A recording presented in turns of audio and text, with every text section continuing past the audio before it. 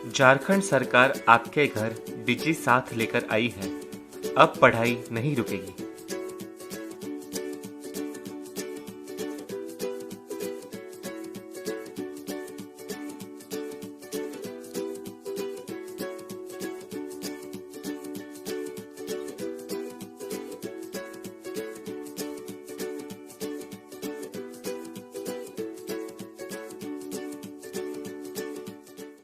नमस्ते दोस्तों, झारखंड सरकार के डीजी साथ प्रोग्राम में आप सबका स्वागत है। आशा है कॉपी और कलम के साथ आप टीवी के सामने बैठ गए होंगे और महत्वपूर्ण नोट्स जरूर लेंगे और क्विज को जरूर सॉल्व करेंगे। आइए देखते हैं कि हम आज क्या पढ़ेंगे। कक्षा 6 में हमारा समाज, कक्षा 7 में लोकतंत्र, कक्षा 8 में भारतीय संविधान के पार्ट 1 और क्विजेस को हम लोग देखेंगे। ठीक इसी प्रकार कक्षा 9 में पालमपुर गांव की कहानी पढ़ेंगे और कक्षा 11 में रसायन विज्ञान की कुछ मूल अवधारणाएं की पाठ की शुरुआत करेंगे, उसका पहला भाग देखेंगे और क्विज सॉल्व करेंगे। आइए पाठ को शुरू करते हैं। झारखंड सरकार आपके घर। नमस्कार दोस्तों, आज हम पढ़ने जा रहे हैं सामाजिक एवं आर्थिक व्यवस्था का पहला अध्याय, हमारा समाज विविधता से भरा। आइए दोस्तों देखते हैं आज हम क्या क्या पढ़ेंगे। दोस्तों आज हम अपने आसपास का सामाजिक जीवन देखेंगे, जिसमें बहुरंगी विविधता वाला हमारा देश भारत में भौगोलिक विविधता और धार्मिक तथा सांस्कृतिक के साथ साथ सामाजिक विविधता के बारे में भी हम चर्चा करेंगे। आइए हम अपने आसपास के सामाजिक जीवन पर एक नज़र डालते हैं। बच्चों, हम जिस परिवेश में रहते हैं वहाँ के लोगों का रहन सहन, खान पान, पर्व त्योहार के साथ साथ उनकी भाषाओं में भी विविधता देखने को मिलती है। इसी प्रकार की अनेक विविधताओं के बारे में आज हम चर्चा करेंगे। बच्चों, हम जिस परिवार में रहते हैं वह परिवार ही समाज की पहली इकाई होती है, जहाँ से हमें अच्छी आदतें, अच्छा व्यवहार और संस्कार प्राप्त होते हैं। एक अच्छा परिवार ही एक अच्छे समाज को बनाता है। बच्चों, परिवार के अलावा हमारा विद्यालय भी एक अच्छे समाज को बनाने में अपनी महत्वपूर्ण भूमिका निभाता है, जहाँ सभी धर्मों के, जातियों के और विभिन्न परिवेशों से बच्चे पढ़ने आते हैं। सभी बच्चे भाईचारे से प्रेम पूर्वक रहते हैं। सभी एक साथ खेलते, कूदते और अनुशासन सीखते हैं। आइए दोस्तों, अब हम अपने भारत देश की विभिन्नता के बारे में चर्चा करते हैं। बच्चों, हमारा देश 15 अगस्त 1947 को आज़ाद हुआ और विश्व में आबादी के मामले में दूसरा सबसे बड़ा देश हमारे देश को कहा जाता है। हमारे देश में इतनी विविधता होने के बावजूद भी सभी लोग मिलजुल कर रहते हैं। अनेकता में एकता ही भारत की प्रमुख विशेषता है। अब हम भारत में विविधता के प्रमुख प्रकारों के बारे में अध्ययन करेंगे, जिसमें सबसे पहले हम भौगोलिक विविधता के बारे में जानते हैं। बच्चों, भारत का क्षेत्रफल 32,87,263 वर्ग किलोमीटर है। भारत की उत्तरी सीमा में हिमालय पर्वत है, दक्षिण में हिंद महासागर है, पूर्व में बंगाल की खाड़ी है तथा पश्चिम में अरब सागर है। बच्चों, हिमालय से सटे जो भी इलाके हैं वहाँ पर बहुत ज़्यादा ठंड देखने को मिलती है। वहीं राजस्थान के इलाकों में काफ़ी गर्मी देखी जाती है।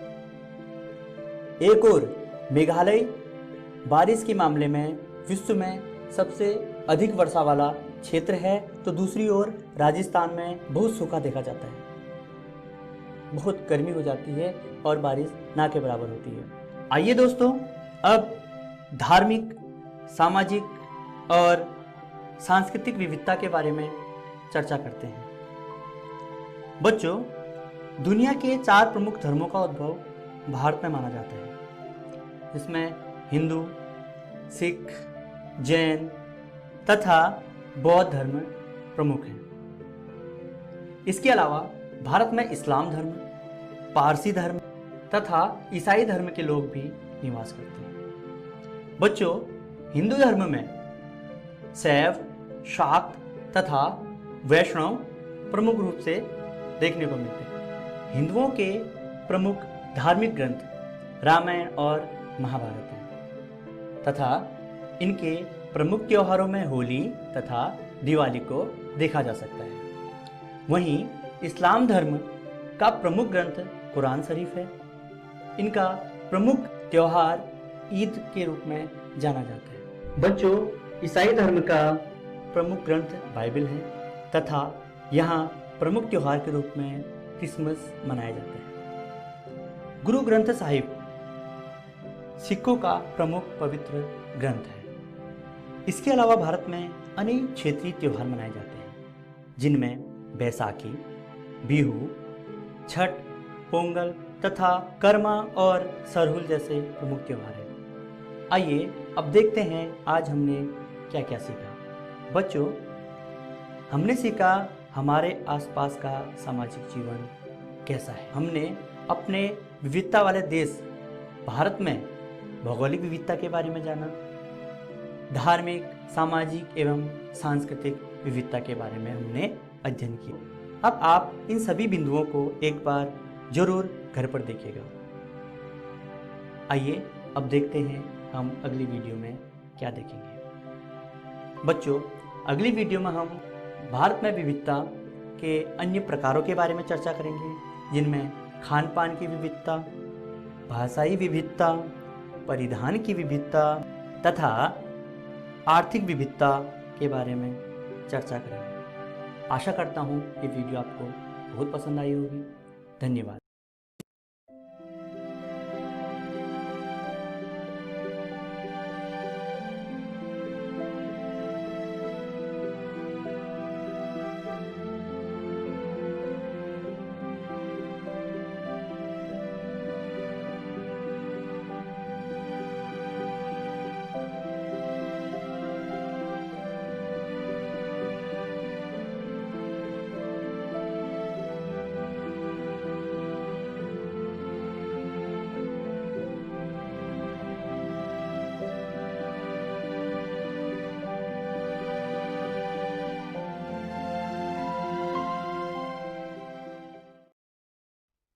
नमस्कार दोस्तों, आज हम हमारा समाज विविधता से भरा अध्याय का अगला भाग पढ़ने जा रहे हैं। बच्चों, पिछले अध्याय में हमने अपने परिवेश के बारे में अध्ययन किया, जिसमें हमने जाना कि किस प्रकार हमारा विद्यालय और हमारा परिवार एक अच्छे समाज का निर्माण करते हैं।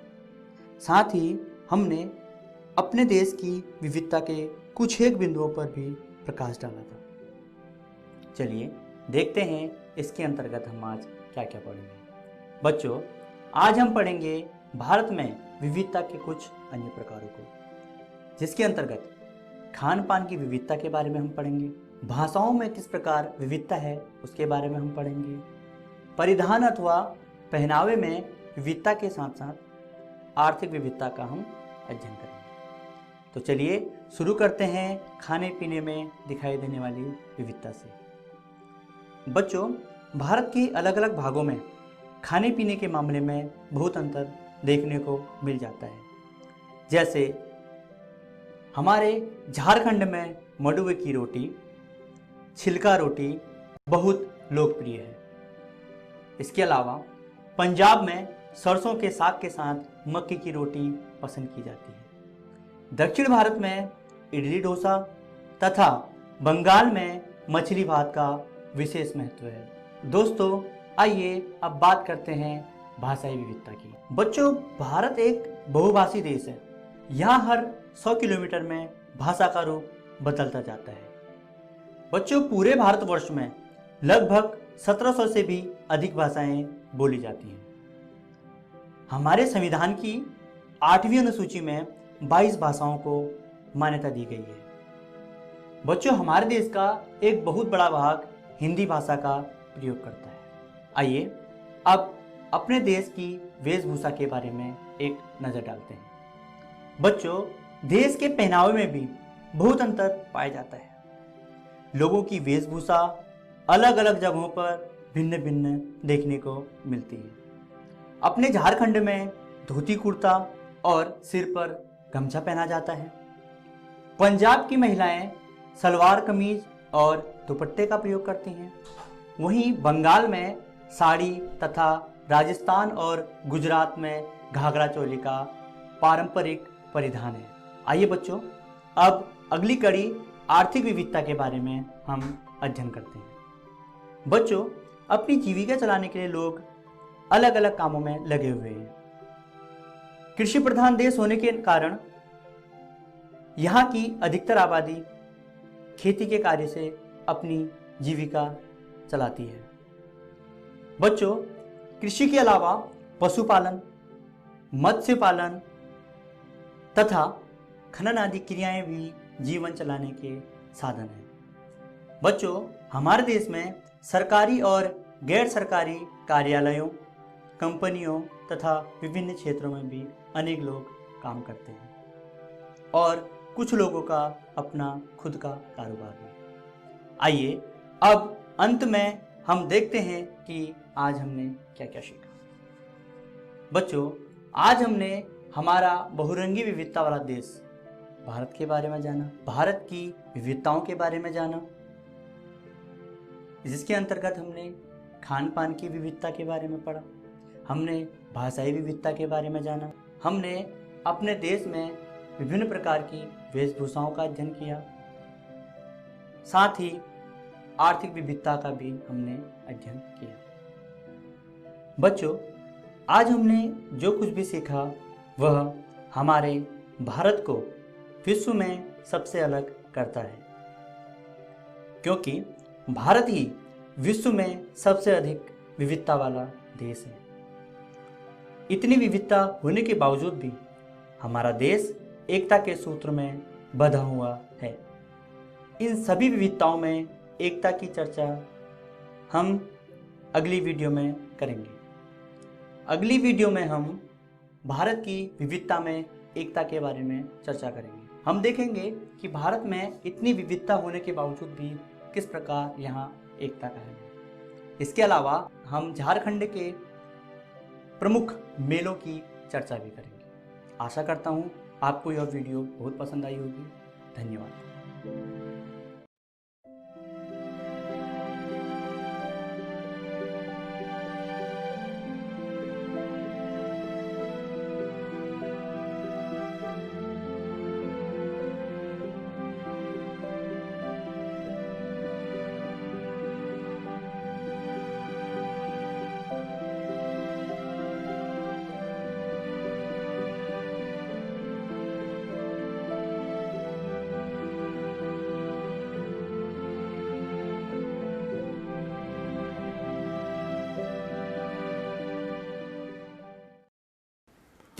झारखंड सरकार।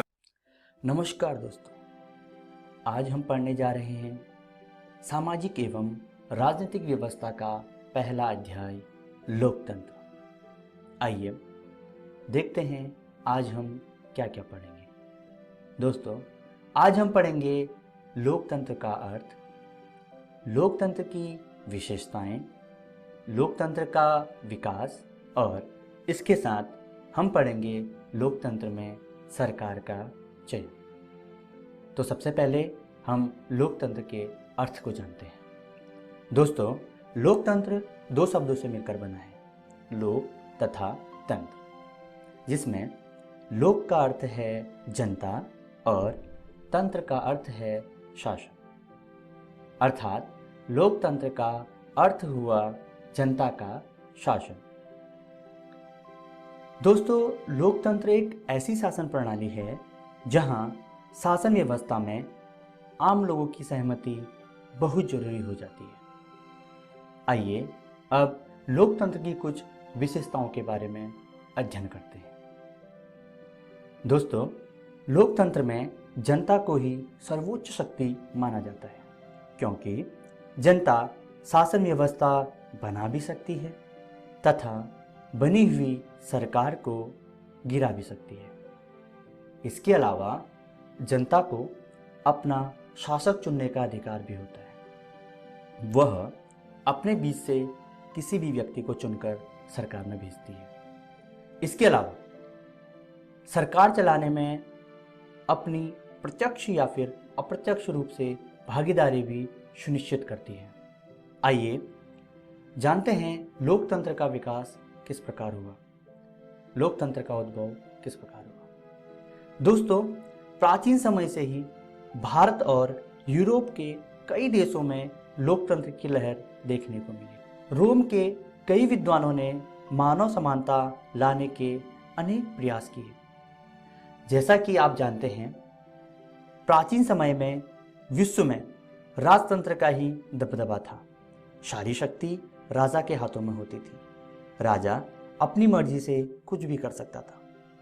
अगर राजा अच्छा होता था तो वहाँ के लोग बहुत खुश होते थे, और अगर राजा निर्दयी या फिर अयोग्य होता था तो सारी प्रजा दुखी रहती थी। धीरे धीरे लोगों ने राजा के इन अत्याचारों से तंग आकर उसका विरोध प्रदर्शन करना शुरू कर दिया और राजतंत्र की जगह पर लोकतंत्र की स्थापना की। बच्चों, लोकतंत्र सबसे न्यायपूर्ण और सबसे अच्छी प्रणाली है। यहाँ प्रत्येक व्यक्ति के साथ समान व्यवहार किया जाता है। सभी को वोट देने और अपनी योग्यता अनुसार आगे बढ़ने का अधिकार होता है। सरकार के किसी भी गलत फैसले का विरोध करने का भी लोगों को यहाँ पर अधिकार होता है। आइए अब देखते हैं लोकतंत्र में सरकार का चयन किस प्रकार होता है। बच्चों, लोकतंत्र में सरकार का चयन मुख्य रूप से दो प्रकार से होता है। पहला, प्रत्यक्ष लोकतंत्र। बच्चों, विश्व के कुछ देश जैसे स्विट्जरलैंड के कुछ हिस्सों में सारी जनता एक जगह पर इकट्ठी होकर अपने शासक का चुनाव करती है। इस प्रकार की शासन व्यवस्था को प्रत्यक्ष लोकतंत्र कहा जाता है। दूसरा है अप्रत्यक्ष लोकतंत्र, जैसा कि आप अपने भारत में देखते हैं। यहाँ पर जनता अपने बीच से किसी प्रतिनिधि को सरकार में भेजती है जो सरकार चलाने में अपनी महत्वपूर्ण भूमिका निभाते हैं। बच्चों, जनता सरकार चलाने के लिए अपने बीच से जिस व्यक्ति को चुनकर भेजती है उसे जनप्रतिनिधि कहा जाता है, यानी वह जनता का प्रतिनिधि बनकर सरकार में जाता है।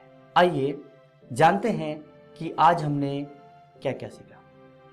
बच्चों, आज हमने सीखा लोकतंत्र का अर्थ और विशेषताएं, राजतंत्र और लोकतंत्र में अंतर हम कर पाए। इसके अलावा प्रत्यक्ष और अप्रत्यक्ष लोकतंत्र के बारे में हमने जाना लोकतंत्र में सरकार का चयन किस प्रकार होता है। बच्चों, हमने आज जो भी सीखा, आशा करता हूं आप इसे एक बार घर में जाकर जरूर देखेंगे। आइए अब देखते हैं हम अगली वीडियो में क्या क्या सीखेंगे। हम अगली वीडियो में पढ़ेंगे भारत में लोकतंत्र के बारे में, जिसके अंदर हम मताधिकार के बारे में जानेंगे। हम भारत में समानता असमानता को भी देखेंगे। आशा करता हूं आपको यह वीडियो बहुत पसंद आई होगी। धन्यवाद।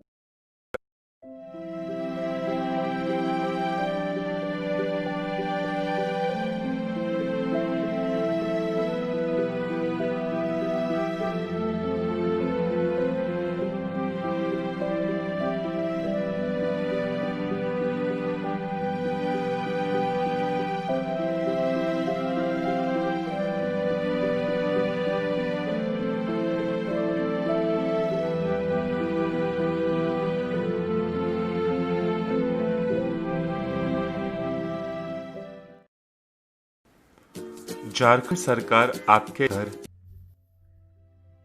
हेलो बच्चों, कैसे हैं आप सब। आज हम एक नए अध्याय की शुरुआत करेंगे जिसका नाम है संविधान। इसे हम अंग्रेजी में कॉन्स्टिट्यूशन भी कहते हैं। इस अध्याय में हम संविधान और उसके विभिन्न आयामों को जानेंगे। तो आज हम जिन आयामों को पढ़ेंगे वो है संघवाद यानी कि फेडरलिज्म एवं संसदीय शासन पद्धति यानी कि पार्लियामेंट्री सिस्टम। बच्चों, संविधान के बारे में पढ़ने से पहले हम जान लेते हैं कि संविधान कहते किसे हैं। क्या आपको याद है कि हमारा देश आजाद कब हुआ था?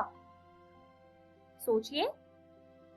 जी हाँ, हमारा देश 15 अगस्त 1947 को आजाद हुआ था और 26 नवंबर 1949 को हमारे देश ने संविधान को अपना लिया। तो बच्चों, संविधान एक किताब है जिसको हमारे देश के कुछ महान पुरुषों ने मिलकर तैयार किया था। यह किताब कुछ ऐसी दिखती है जैसा कि आप इस चित्र में देख सकते हैं। इस किताब में अनेक महत्वपूर्ण बातें लिखी गई हैं जिन्हें जानना और समझना हमारे लिए बहुत जरूरी है। बच्चों, क्या आप जानते हैं कि हमें संविधान की आवश्यकता क्यों हुई?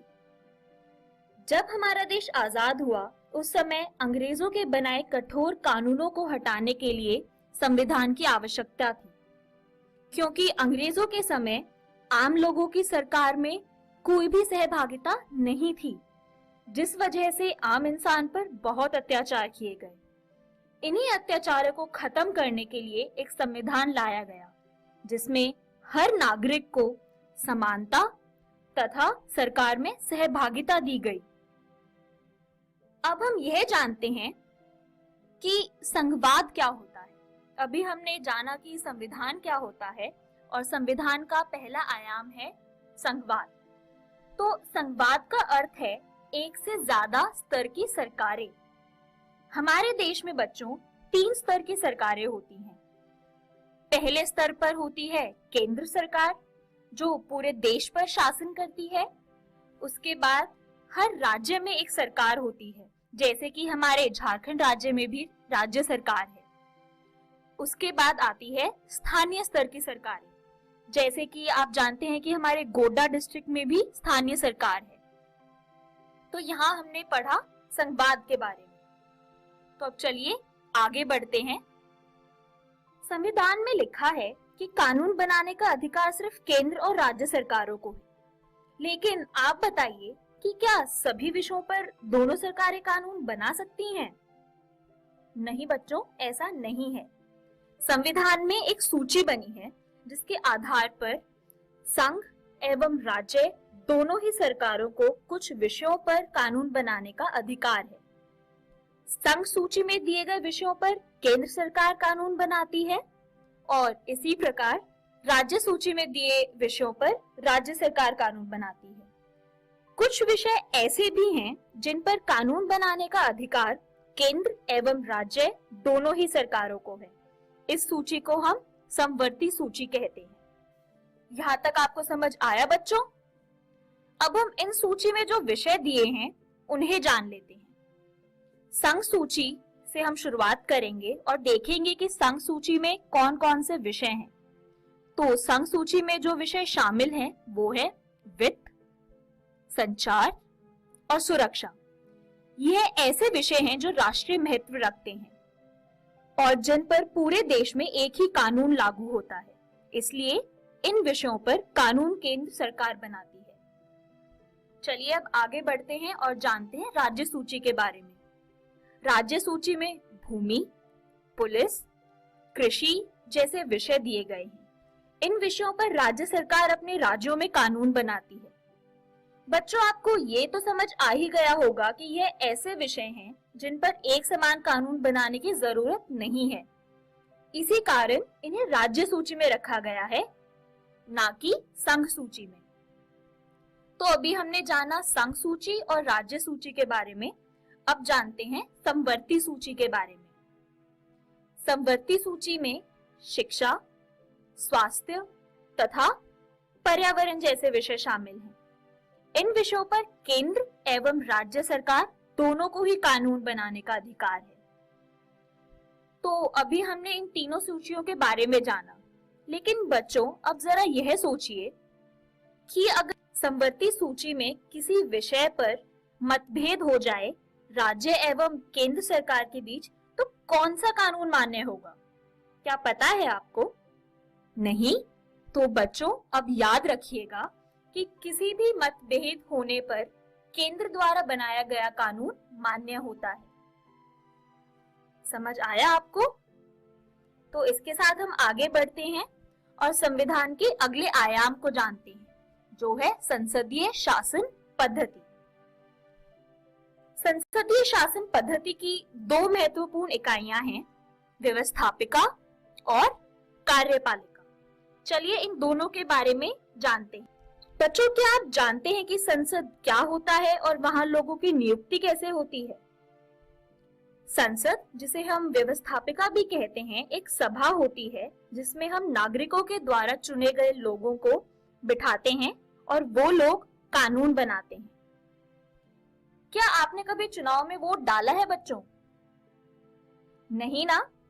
क्योंकि सिर्फ 18 वर्ष से अधिक आयु के नागरिक ही वोट डाल सकते हैं और उनके वोटों के आधार पर चुने गए प्रतिनिधि व्यवस्थापिका में बैठते हैं, यानी पार्लियामेंट में बैठते हैं।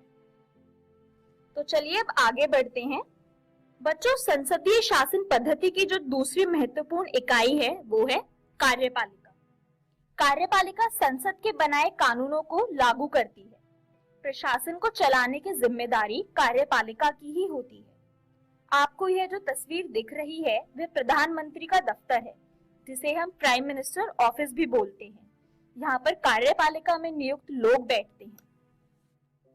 संसदीय शासन पद्धति में कार्यपालिका का संवैधानिक अध्यक्ष कौन होता है? क्या आपको पता है? वह है राष्ट्रपति। लेकिन वास्तविक शक्ति मंत्रिमंडल के हाथ में होती है और मंत्रिमंडल का अध्यक्ष होता है प्रधानमंत्री। क्या आपको पता है कि अभी हमारे देश के राष्ट्रपति और प्रधानमंत्री कौन हैं? जी हाँ, हमारे देश के राष्ट्रपति श्री रामनाथ कोविंद हैं और प्रधानमंत्री श्री नरेंद्र मोदी जी हैं। तो अब देखते हैं कि आज के इस वीडियो में हमने क्या पढ़ा। इस वीडियो में हमने जाना कि संविधान किसे कहते हैं, संघवाद क्या होता है और उसकी 3 प्रकार की सूचियों के बारे में जाना। इसके अलावा हमने जाना कि संसदीय शासन पद्धति किसे कहते हैं और इसके महत्वपूर्ण इकाइयों को भी हमने जाना। आशा करती हूँ कि बच्चों, आज के वीडियो में पढ़ाए गए विषय आपको समझ आए होंगे। अगली कक्षा में हम संविधान के अन्य आयामों को जानेंगे। धन्यवाद।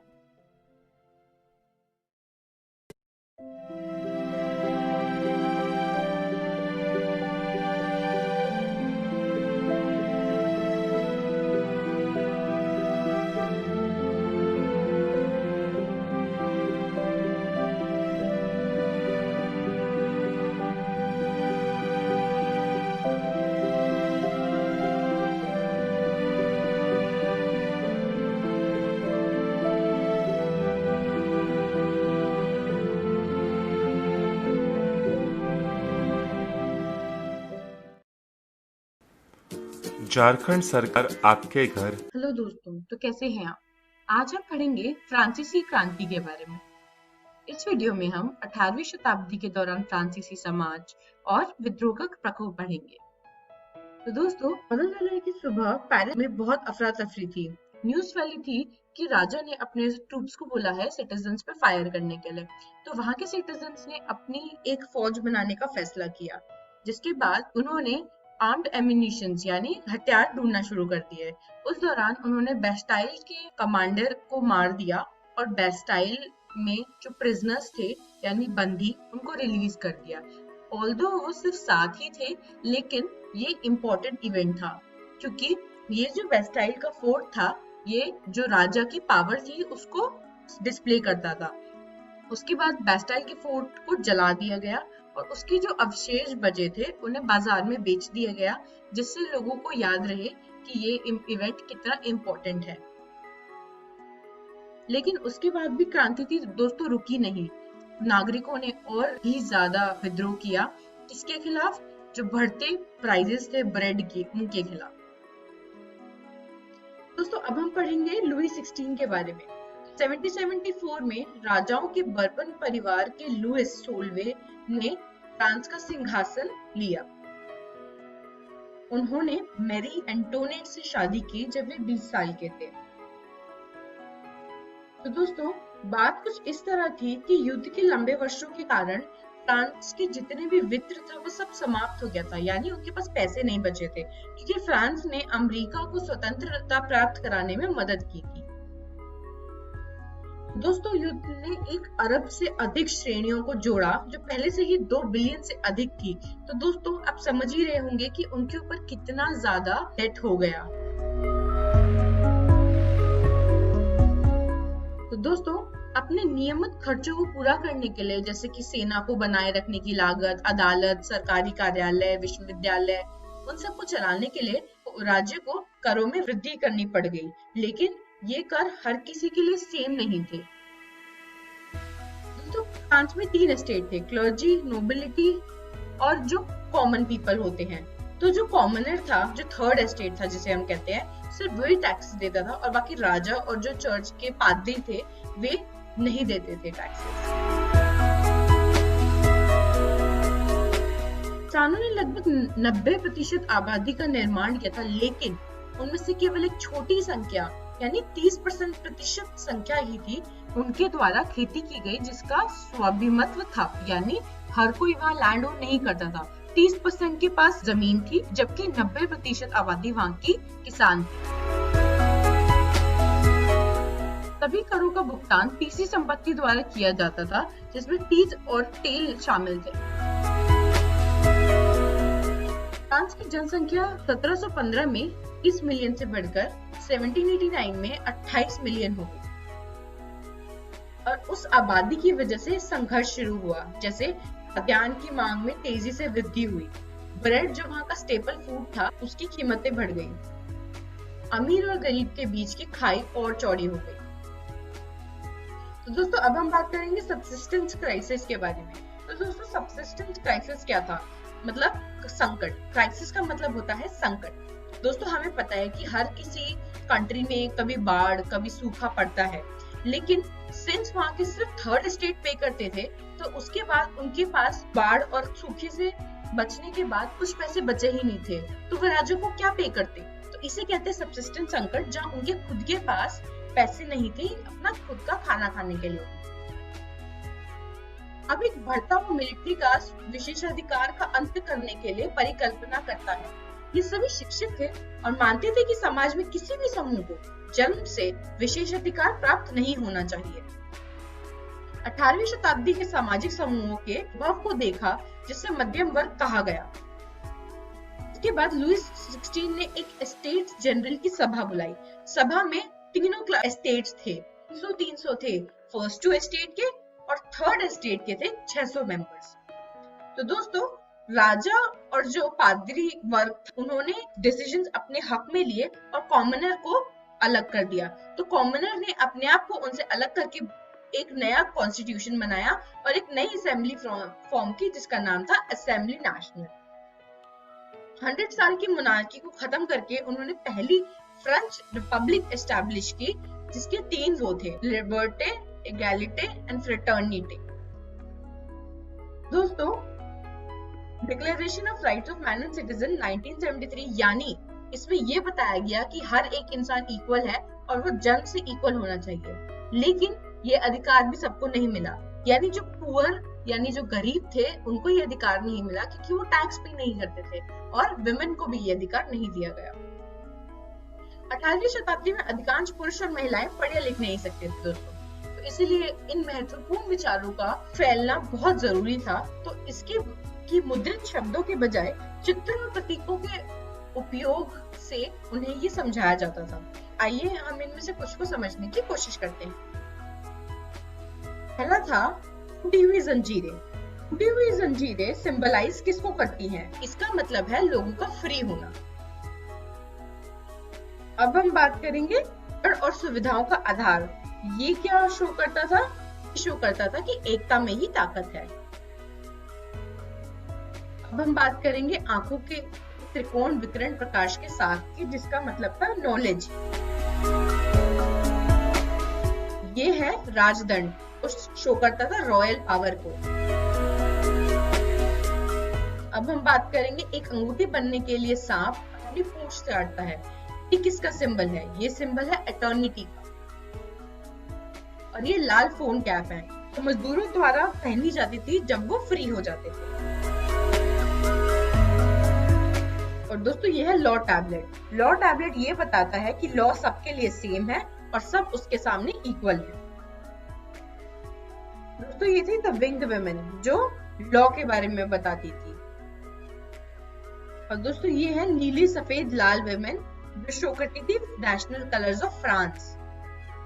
तो दोस्तों इस वीडियो में हमने सीखा 18वीं शताब्दी के दौरान फ्रांसीसी समाज और विद्रोह का प्रकोप। आई होप आपको ये समझ आ गया होगा। तो घर जाकर आप अपनी किताब India and contemporary world part 1 में से भारत और समकालीन विश्व पार्ट 1 पढ़िए।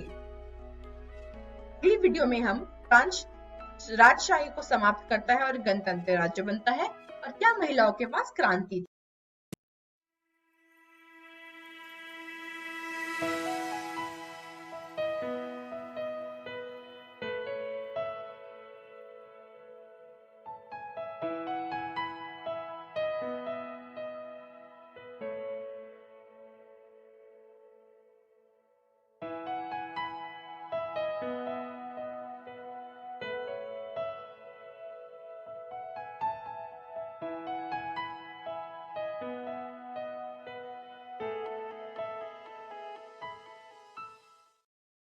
हेलो दोस्तों, तो कैसे हैं आप? आज हम पढ़ेंगे फ्रांसीसी क्रांति। इस वीडियो में हम फ्रांस राजशाही को समाप्त करता है और एक गणतंत्र राज्य बनता है, क्या महिलाओं के पास क्रांति थी और दास्तां के उन्मूलन पढ़ेंगे। दोस्तों फ्रांस में अभी भी स्थिति तनावपूर्ण थी। लुई 16 ने संविधान पर हस्ताक्षर कर दिए। हालांकि उन्होंने संविधान पर हस्ताक्षर कर दिए, लेकिन उन्होंने प्रुशिया के राजा के साथ गुप्त वार्ता में प्रवेश किया। लुई 16 बाकी राजाओं के पास गए और उन्होंने उन्हें फ्रांस पे अटैक करने के लिए बोला। तो अन्य पड़ोसी के शासकों ने 1789 की गर्मियों से वहां होने वाली घटनाओं को कम करने के लिए सेना भेजने की योजना बनाई, लेकिन ऐसा करने से पहले राष्ट्रीय असेंबली ने अप्रैल 1792 में प्रुशिया और ऑस्ट्रिया के खिलाफ युद्ध की घोषणा कर दी। ऐसा होने से पहले नेशनल असेंबली ने प्रुशिया और ऑस्ट्रिया के खिलाफ युद्ध की घोषणा करने के लिए मतदान किया। हजारों स्वयंसेवकों ने सेना में शामिल होने का फैसला किया। उनके द्वारा गाए गए देशभक्ति गीतों में से मार्सेल्स एक थे। मार्सेल्स अब फ्रांस का राष्ट्रीय गान है। क्रांतिकारियों ने युद्ध के नुकसान और आर्थिक कठिनाइयों को देखा। जब मैन बाहर फाइट या वॉर करने के लिए गए, जो वहां की महिलाएं थी, उन्होंने घर का काम संभाला और नौकरी भी की। दोस्तों अब हम देखेंगे फ्रांस राजशाही को समाप्त करने के अंदर राजनीतिक क्लब की क्या महत्वपूर्ण योगदान था। राजनीतिक क्लब लोगों के लिए एक महत्वपूर्ण रैली स्थल बन गया। इन क्लबों में से सबसे सफल जैकोबियन क्लब था। जैकोबियन क्लब के सदस्य मुख्य रूप से समाज के कम समृद्ध वर्गों से संबंधित थे। उनके पास एक वर्दी थी जो समान प्रकार की थी। इनके जो लीडर थे यानी इनके नेता वो थे मैक्सिमिलियन रॉबेस्पियर।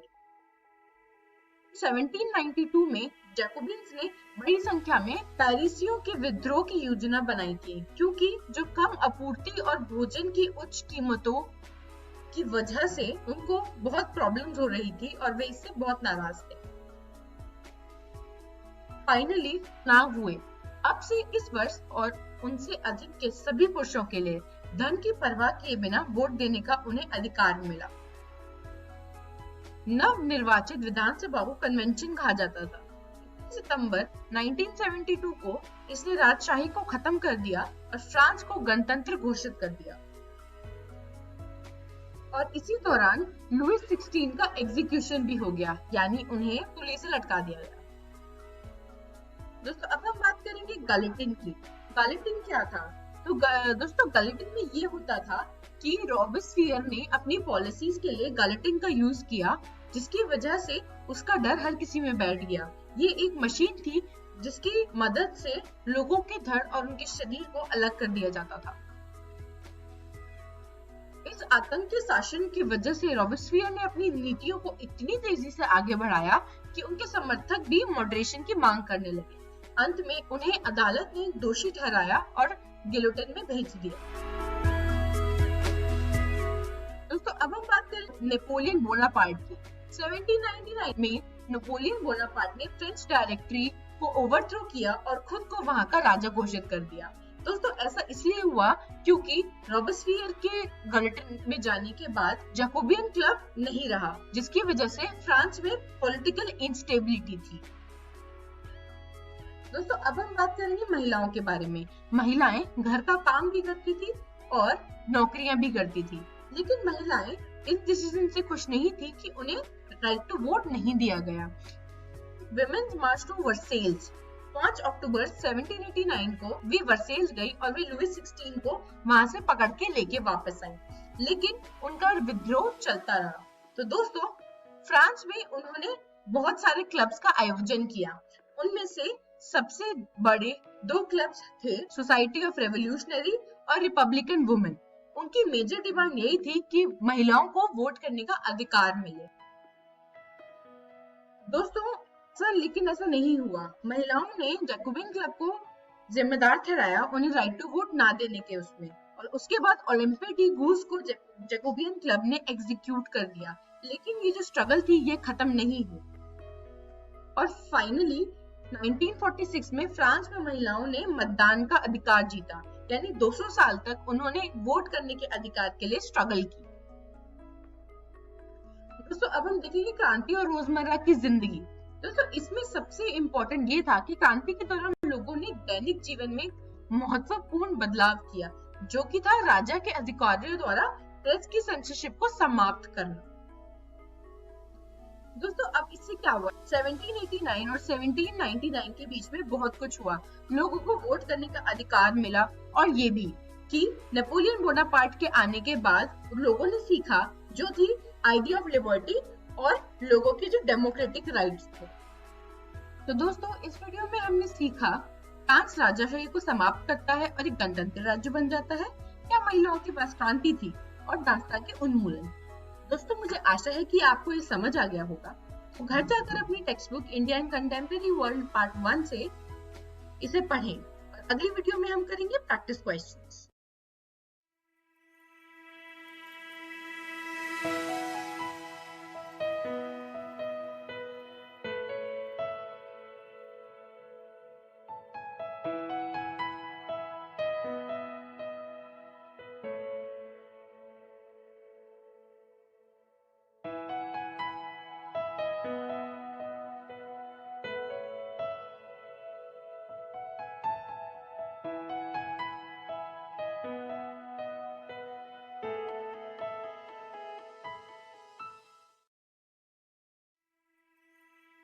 नमस्कार दोस्तों, आज हम अपना नया अध्याय शुरू करने जा रहे हैं जिसका नाम है रसायन विज्ञान की कुछ मूल अवधारणाएं का भाग 1।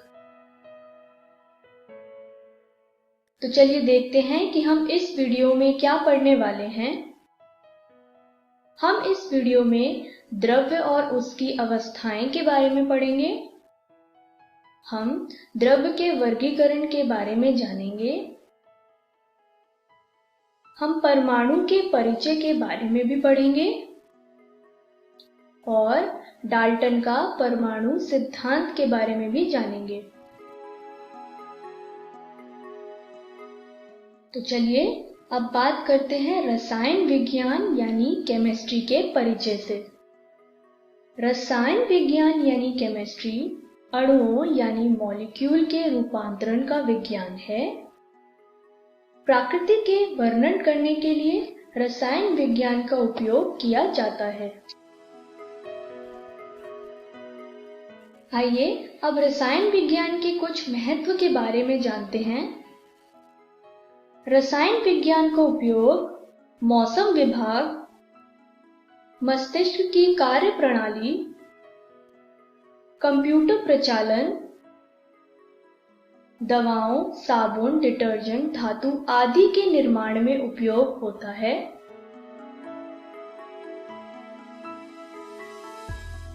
रसायन विज्ञान के परिचय के बाद अब हम अपने पहले विषय पे चलते हैं, जो है द्रव्य और उसकी अवस्थाएं। कोई भी वस्तु जिसका द्रव्यमान होता है और जो स्थान घेरती है वह द्रव्य कहलाती है। उदाहरण से समझे तो स्क्रीन पे दिया गया चित्र एक कुर्सी का है। क्या आप बता सकते हैं कि कुर्सी द्रव्य है कि नहीं? कुर्सी एक द्रव्य कहलाती है क्योंकि कुर्सी का द्रव्यमान होता है और वह स्थान भी घेरती है। उसी तरीके से बुक यानी किताब भी एक द्रव्य कहलाती है क्योंकि किताब भी स्थान घेरती है, वह किताब का भी द्रव्यमान होता है। द्रव्य के 3 अवस्थाएं यानी स्टेट होती हैं, जैसे कि ठोस यानी सॉलिड। स्क्रीन पर दिया गया पिक्चर एक पेड़ का है। यह द्रव्य का ठोस रूप है। दूसरी अवस्था है द्रव। स्क्रीन पे दिया गया पिक्चर पानी का है। पानी द्रव्य की द्रव अवस्था है। तीसरी अवस्था है गैस। स्क्रीन पे दिया गया पिक्चर गुब्बारे का है। इस गुब्बारे में भरी हवा द्रव्य का गैस अवस्था है। आइए द्रव्य की अवस्थाओं को डिटेल में जानें। स्क्रीन पे दिया गया टेबल द्रव्य की अवस्थाओं के बारे में बताता है। आइए इसे अब एक एक कर विस्तार से पढ़ें। पहले बात करते हैं ठोस की। ठोस का आयतन और आकार दोनों ही निश्चित होता है। आइए इसे एक उदाहरण से समझें। स्क्रीन पे दिया गया चित्र एक सेब का है। यह द्रव्य का ठोस रूप है क्योंकि सेब का आयतन और आकार दोनों ही निश्चित होता है। ठोस के कण एक दूसरे के बहुत ही पास होते हैं या बहुत पास क्रमबद्ध रूप से व्यवस्थित रहते हैं। स्क्रीन पे दिया गया चित्र ठोस के कणों को दर्शाता है। ठोस के बाद अब बात करते हैं द्रव की।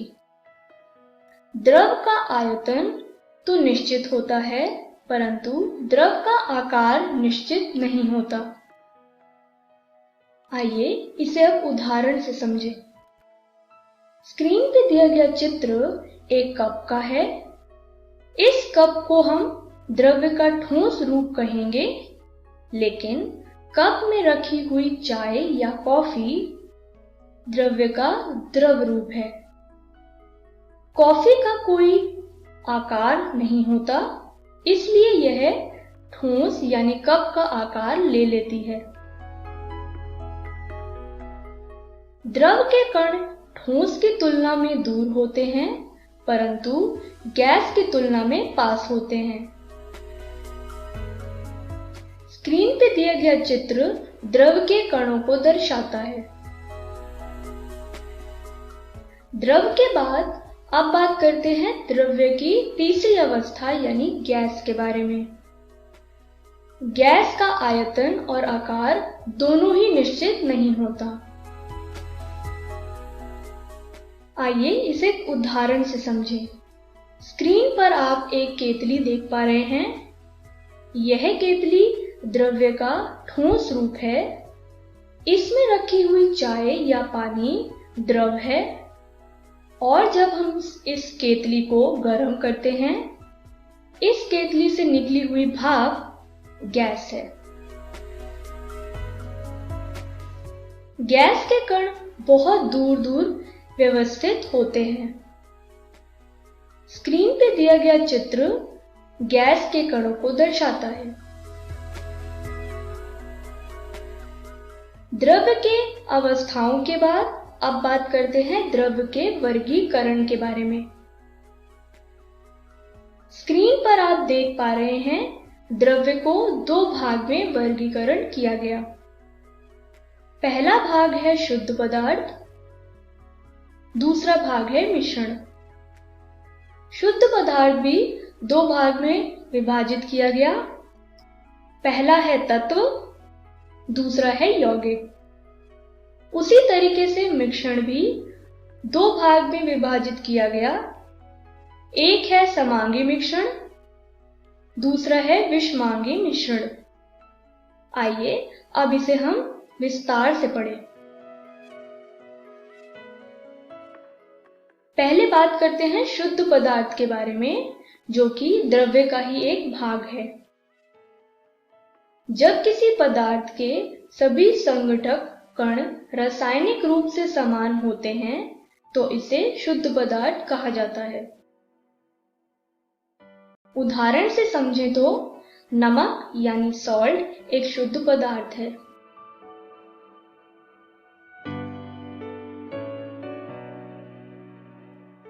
शुद्ध पदार्थ के बाद अब बात करते हैं तत्व की, जो कि शुद्ध पदार्थ का ही एक भाग है। तत्व उस पदार्थ को कहते हैं जिसमें एक ही प्रकार के कण होते हैं और इन्हें रासायनिक क्रिया से और विभाजित नहीं किया जा सकता। तत्व के उदाहरण को जानने से पहले हम बात करते हैं यौगिक के बारे में। यौगिक वह पदार्थ है जो भिन्न तत्वों के दो या दो से अधिक परमाणु को एक निश्चित अनुपात पर संयोजित होकर बनते हैं। आइए अब तत्व और यौगिक दोनों को ही उदाहरण से समझें। ऑक्सीजन आप देख पा रहे हैं स्क्रीन पर। ऑक्सीजन एक तत्व है। उसी तरीके से हाइड्रोजन, जो आप स्क्रीन पर देख पा रहे हैं, वह भी एक तत्व है। यदि इस ऑक्सीजन में दो हाइड्रोजन लगे तो यह बनता है पानी यानी वाटर। पानी या वाटर एक यौगिक है। इस तरीके से हमने तत्वों और यौगिकों के बारे में जाना। आइए अब बात करते हैं मिश्रण के बारे में, जो कि द्रव्य का दूसरा भाग है। मिश्रण उस पदार्थ को कहते हैं जो दो या दो से अधिक प्रकार के शुद्ध पदार्थों को मिलाकर बनता है। स्क्रीन पर आप एक चित्र देख पा रहे हैं। यह चित्र एक मिश्रण का है। इस मिश्रण में तेल और पानी है। तेल और पानी दोनों ही शुद्ध पदार्थ हैं। मिश्रण के बाद अब बात करते हैं समांगी मिश्रण के बारे में, जो कि मिश्रण का ही एक भाग है। समांगी मिश्रण उस मिश्रण को कहते हैं जिसमें घटक एक दूसरे से पूर्णतया मिश्रित होते हैं। समांगी मिश्रण के उदाहरण को जानने से पहले हम बात करते हैं विषमांगी मिश्रण के बारे में। विषमांगी मिश्रण उस मिश्रण को कहते हैं जिसमें घटक एक दूसरे से पूर्णतः मिश्रित नहीं होते हैं। आइए अब समांगी मिश्रण और विषमांगी मिश्रण को उदाहरण से समझें।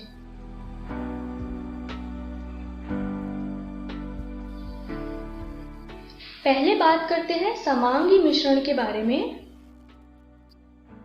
हमने एक ग्लास लिया, उसमें हमने पानी और चीनी को लिया। चीनी क्योंकि पानी में पूर्ण तरह मिश्रित हो गई, तो चीनी का घोल एक समांगी मिश्रण है। अब बात करते हैं विषमांगी मिश्रण के बारे में। हमने एक पानी लिया, उसमें हमने रेत मिलाई, क्योंकि रेत पानी में पूरी तरह मिश्रित नहीं है, तो रेत नीचे बैठ जाती है और पानी ऊपर, जैसा कि आप स्क्रीन पर देख पा रहे हैं। तो रेत का घोल एक विषमांगी मिश्रण है। इस तरीके से हमने मिश्रण के बारे में जाना। द्रव्य के वर्गीकरण के बाद अब हम अपने दूसरे विषय पे चलते हैं, जो है परमाणु का परिचय। स्क्रीन पर आप एक चित्र देख पा रहे हैं। यह एक परमाणु यानी एटम की है। आइए इस परमाणु को और विस्तार से जानें। एक परमाणु यानी एटम किसी भी साधारण से पदार्थ की सबसे छोटी घटक इकाई है, जिसमें एक रासायनिक तत्व के गुण होते हैं। परमाणु को ना ही विभाजित किया जा सकता है और ना ही नष्ट किया जा सकता है। परमाणु 3 कणों से बनते हैं, इलेक्ट्रॉन्स, प्रोटॉन्स और न्यूट्रॉन्स। स्क्रीन पर दिया गया चित्र से आप तीनों ही कणों को देख पा रहे होंगे। परमाणु के केंद्र को नाभिक यानी न्यूक्लियस कहा जाता है, जैसा कि आप स्क्रीन पर देख पा रहे हैं। परमाणु के बारे में विस्तार से हम अपने अगले चैप्टर में पढ़ेंगे। परमाणु के परिचय के बाद आइए अब बात करते हैं डाल्टन का परमाणु सिद्धांत। जॉन डाल्टन एक वैज्ञानिक थे जिन्होंने द्रव्य को परिभाषित करने के लिए एक परमाणु सिद्धांत दिया था। आइए इस सिद्धांत को एक एक करके पढ़ें। उनके मुताबिक द्रव्य अविभाज्य परमाणुओं से बना है। किसी दिए हुए तत्व के सभी परमाणुओं के एक समान द्रव्यमान और गुणधर्म होते हैं। विभिन्न तत्वों के परमाणु के द्रव्यमान भी विभिन्न होगा। एक से अधिक तत्वों के परमाणुओं के निश्चित अनुपात में संयोजन से यौगिक बनता है। रासायनिक अभिक्रियाओं में परमाणु पूर्ण व्यवस्थित होते हैं। रासायनिक अभिक्रिया में ना तो उन्हें बनाया जा सकता है और ना ही नष्ट किया जा सकता है। तो चलिए देखते हैं कि हमने इस वीडियो में क्या सीखा। हमने द्रव्य और उसकी अवस्थाएं के बारे में पढ़ा। हमने द्रव्य के वर्गीकरण के बारे में पढ़ा। हमने परमाणु के परिचय के बारे में जाना और हमने डाल्टन का परमाणु सिद्धांत के बारे में भी जाना। तो चलिए देखते हैं कि अगली वीडियो में हम क्या पढ़ने वाले हैं। अगली वीडियो में हम द्रव्य के गुणधर्म और उनका मापन के बारे में पढ़ेंगे। हम वैज्ञानिक संकेतन के बारे में भी पढ़ेंगे। Thank you.